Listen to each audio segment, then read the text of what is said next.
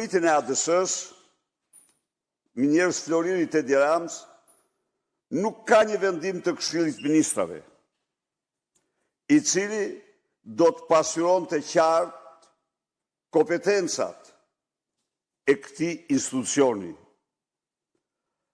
Është një mënyrë e gjetur për të kanalizuar fondet drejt kompanive të Baxhës apo kunatit të lindës së Surrelit.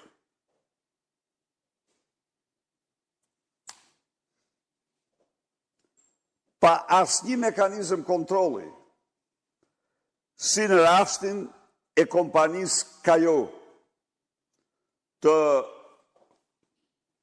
famozit Kajo. Vetëm se këtu skandali duket se thellohet shumë më tepër.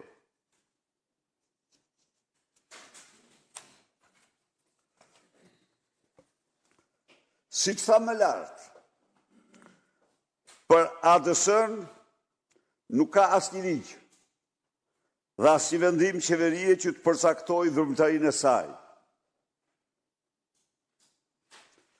Të gjitha janë lënë në dorë aksionerit kryesor të saj, akshit të lindave famozeza, të themi më mirë.